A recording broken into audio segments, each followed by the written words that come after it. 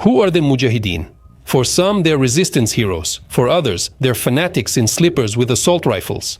In the 20th century, this word became a symbol not just of war, but of holy struggle. It became especially prominent during the Afghan War, when tens of thousands of men took up arms against the Soviet army. But Mujahideen are not just fighters. It's a way of life, an ideology, daily routine, discipline, fear and faith. And today we'll find out how the Mujahideen lived, where they came from, who helped them, and what happened to them. Today we'll talk about the Mujahideen not from the perspective of slogans, but by trying to understand how they lived, fought, and what they believed in. This is a complex topic where reality often clashes with myths, so it's especially interesting to hear your opinion. Write it in the comments. How do you personally perceive the image of a Mujahid? My name is Semyon, and this is the How They Lived segment. It's open. Let's start.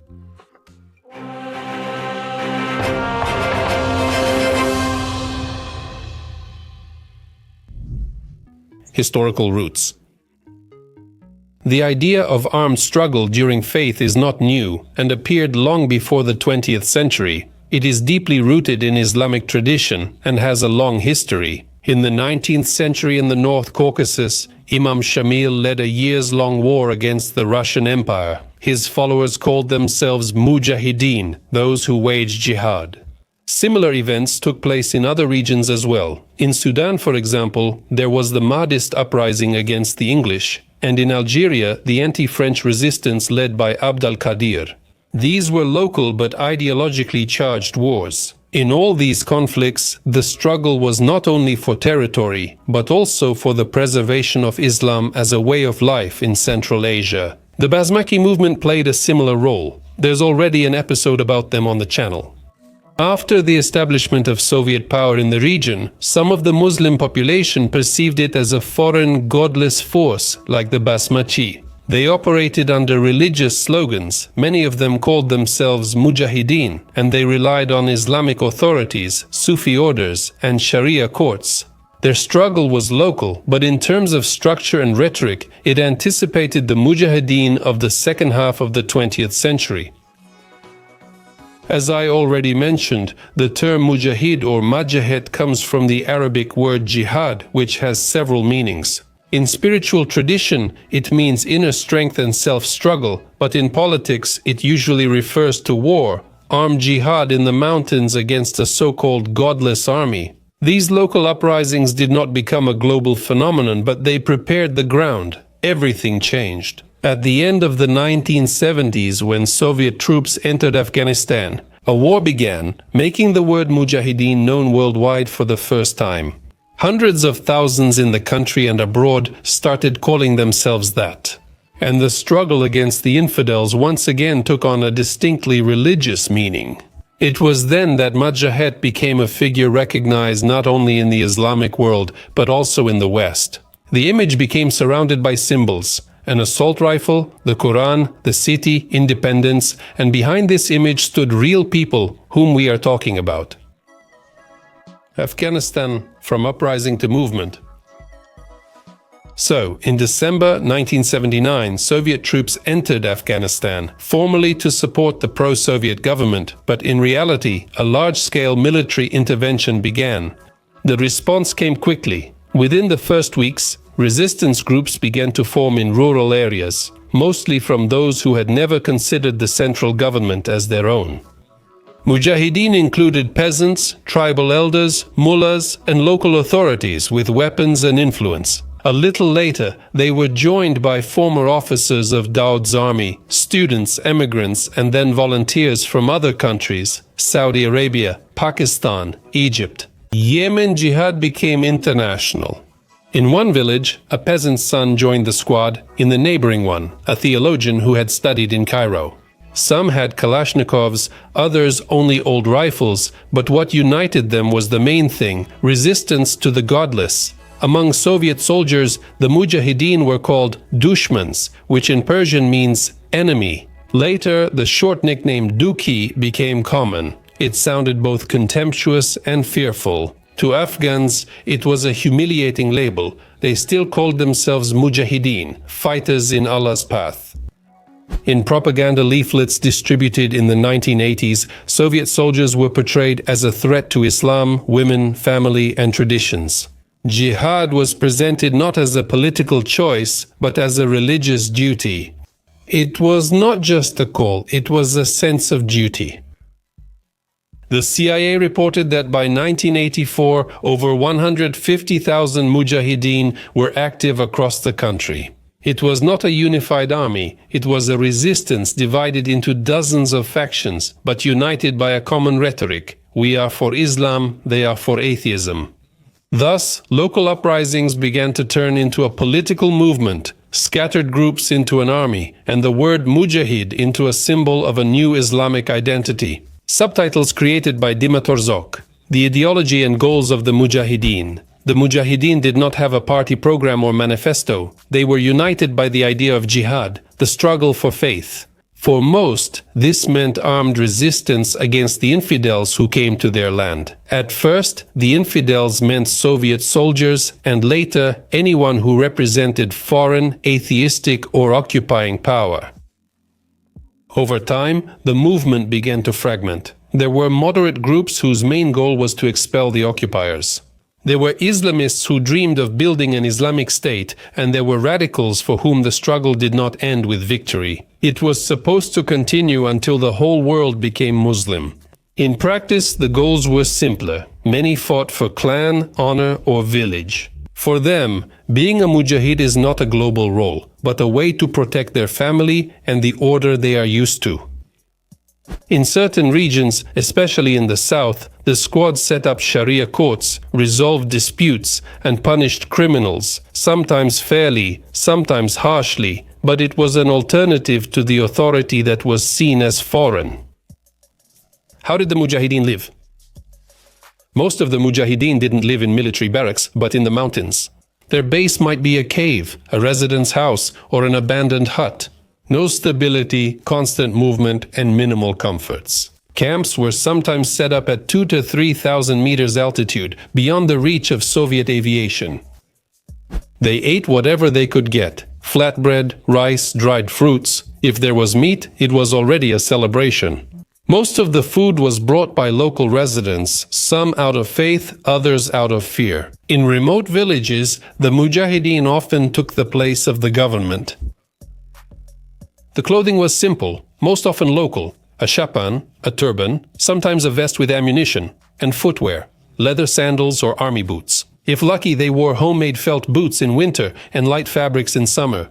There was no uniform, but mujahids were easily recognized by their appearance. Some groups took their families with them. Wives cooked, children helped, and the elders treated the wounded. In other cases, there were separate teenage groups, ages 13 to 16, with rifles and the belief that they were doing a sacred duty. Inside the groups, there was a code of conduct. Those who broke the rules for theft, cowardice, or violence could be punished publicly, sometimes by expulsion, sometimes according to Sharia law. Field courts acted quickly and harshly, without hesitation or lawyers.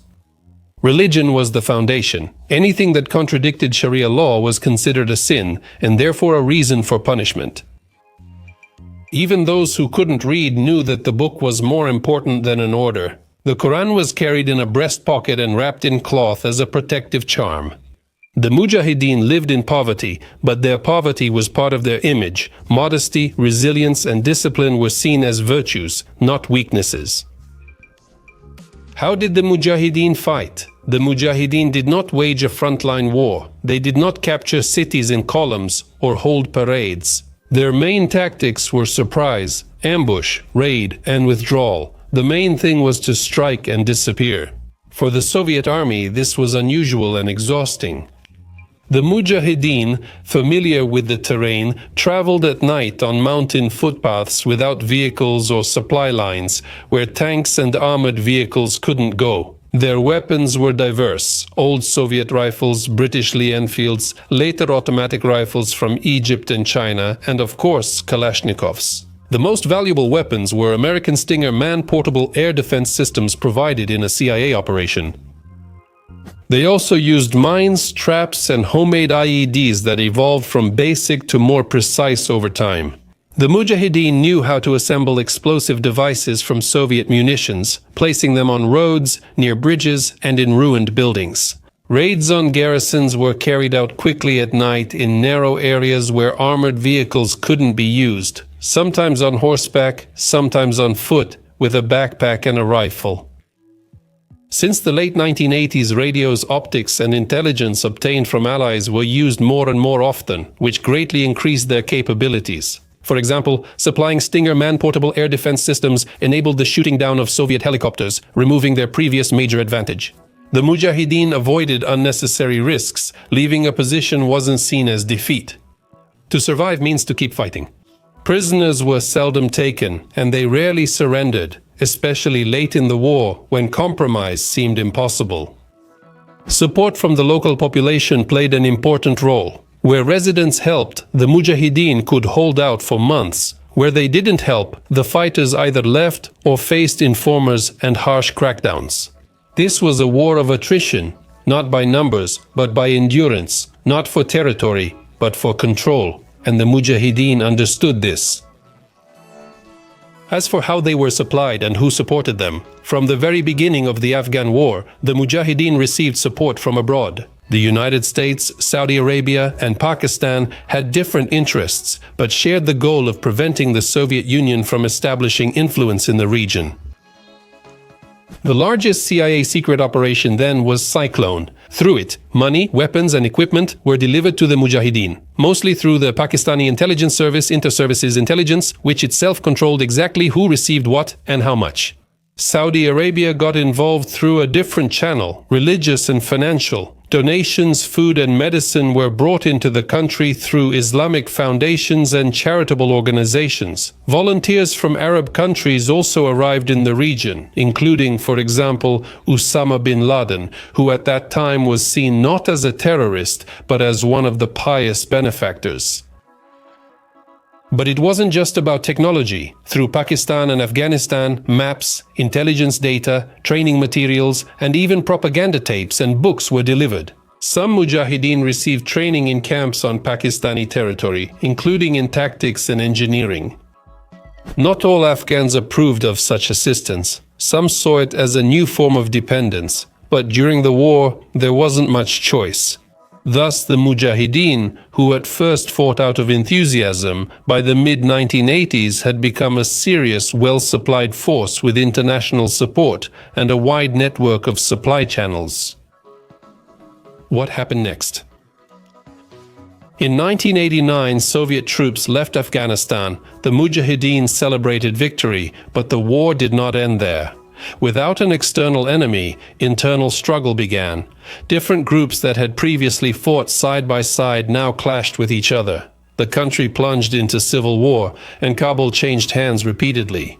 The destruction was worse than during the resistance against the Union of Soviet Socialist Republics. Governments changed. Allies became enemies, and the idea of a united jihad dissolved into local interests.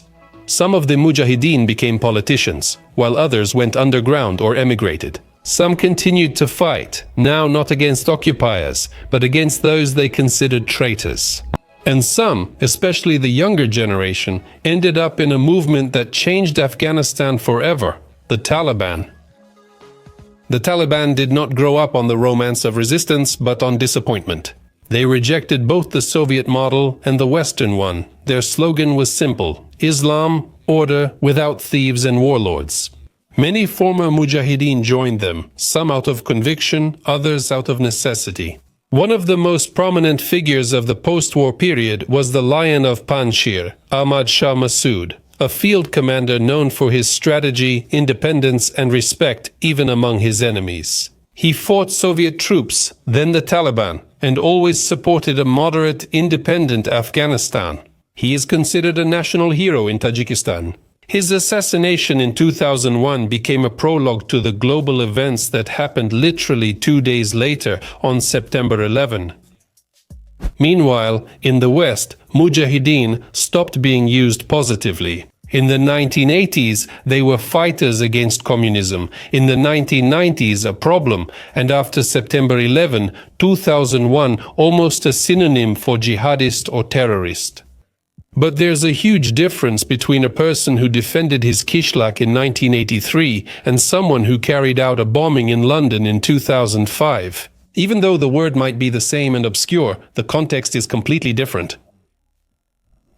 The image of the Mujahideen culture and memory is different in every country. Mujahideen are remembered differently. In Afghanistan, some see them as heroes, others as sources of chaos. Some areas honor them with plaques, while others prefer to forget them. In Pakistan, Saudi Arabia, and Egypt, Mujahideen were once viewed as Islamic warriors, with newspapers featuring their stories and poems written about them. After 2001, all of this suddenly changed to anxiety and alienation. In the Union of Soviet Socialist Republics and the post-Soviet space, the image was unambiguous. The Mujahid was an enemy. In films of the 1980s, he was portrayed as a bandit in a turban with a wild look. Later, already in the 2000s, more complex images began to appear. A person in the context of his land, his own tragedy. In the West, the Mujahid went from being a fighter against communism to a terrorist. In the 1980s, he was an ally. In the 1990s, a threat. Journalists and politicians often confuse the terms Mujahid, jihadist, Islamist. Everything got mixed up, and the context was lost. Today, more than 40 years after the start of the Afghan war, it's time to look at these people without labels. Because, like in any war, among the Mujahideen, there were different kinds of people: fanatics, idealists, pragmatists, and ordinary peasants. They were not the same, but all of them found themselves inside a story that was much bigger than themselves. The story of the Mujahideen is not just about war, it's a story about how people search for meaning in the midst of chaos. Some called it a struggle for faith, some for independence, and some simply for survival. And, as always, behind simple words in history are not just symbols, but real destinies, sometimes tragic, sometimes heroic, but always alive. Thank you for watching until the end. Here, I try to talk about people, not just events.